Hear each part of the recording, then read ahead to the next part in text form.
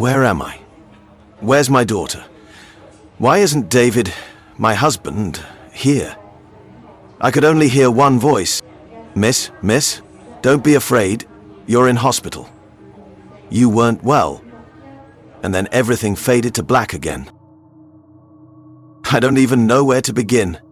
Our lovely little family of 3 is gone. We were so happy, and with my own hands I ruined it all. My husband, David, is a kind-hearted priest. For years we lived in small, simple homes.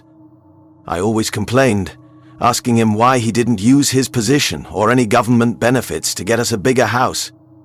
But David never liked arguments. He stayed quiet.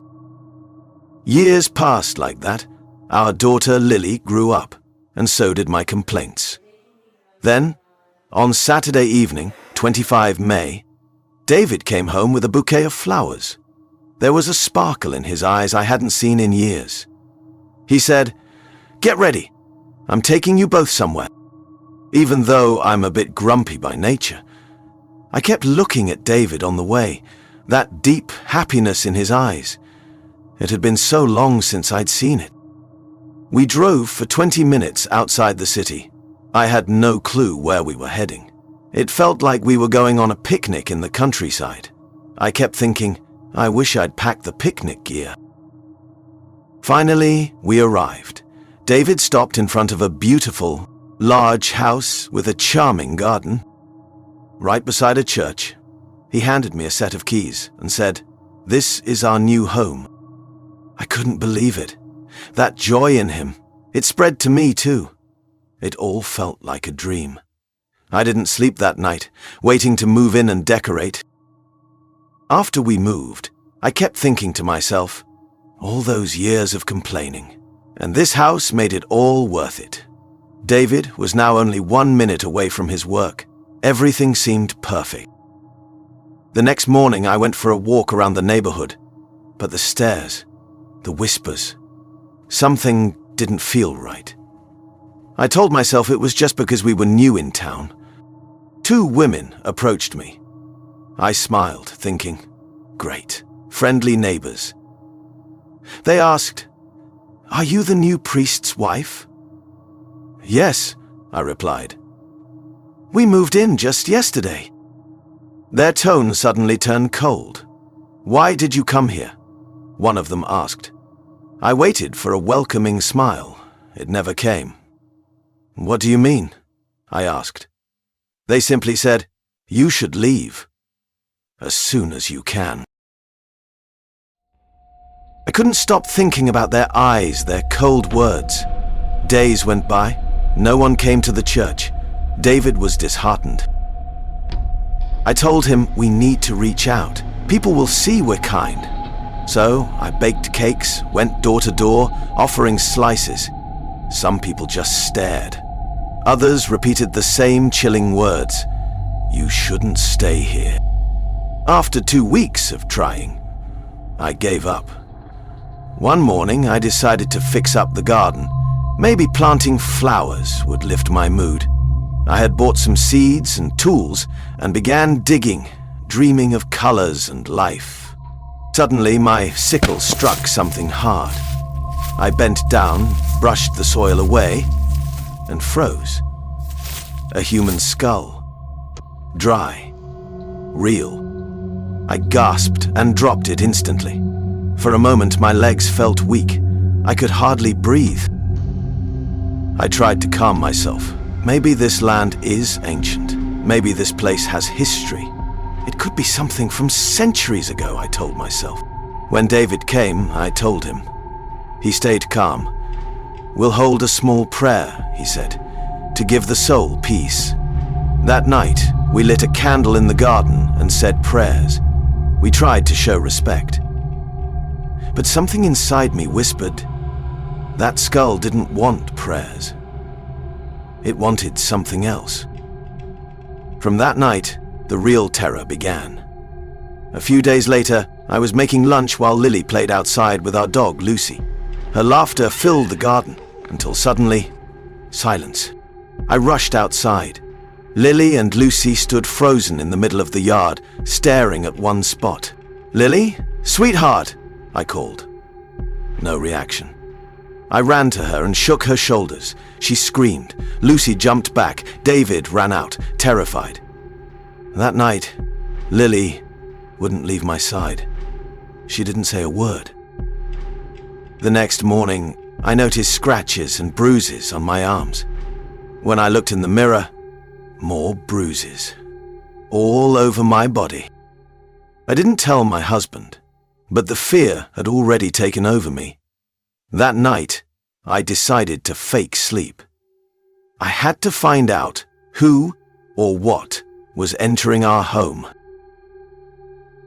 In the middle of the night, I felt something strange. The air was heavier. Then I saw it. In the mirror. A nun. Standing still. Watching me. I don't remember what happened next. I didn't wake up the next morning. My heart had nearly stopped. Later I found that the villagers had seen this nun too. Everyone feared her. But who was she? Why did she come for us? After digging through old records, I discovered the house once belonged to a priest named Borley Rectory, and the nun was vengeful. He hated priests. We had moved into his domain without permission. One day, when I was tired and coming back home, I noticed an old, run-down shop I'd never seen before. It looked like something out of another era, completely out of place. For some reason, it caught my attention, and I decided to go in. Inside, it was the total opposite of what I expected. Everything was modern and brand new. Bright, flashy toys lined every shelf. One toy stood out to me. It was called a Focus Buddy, and it had lights that blinked in patterns you could tap along with. The box said it was great for helping kids focus, and since my 6-year-old son Michael sometimes struggles with that, I thought it might help. So I bought it and took it home. Michael was thrilled. My husband and I showed him how to use it, and for the next week, he played with it constantly. But then, out of nowhere, he stopped. When I asked him why, he said, "It's weird now, Mom. It doesn't blink like before. Only the green and red lights come on, and they do it weird." I figured it was just broken and didn't give it much thought, but that changed over the weekend. We had family over, my siblings and their kids, and during the evening I mentioned the toy. My nephew Jacob, who's always up for anything creepy, immediately wanted to see it. "Let's go check it out," he said. So we all went to Michael's room. When Jacob stepped into the room, he paused, looking around like something felt off.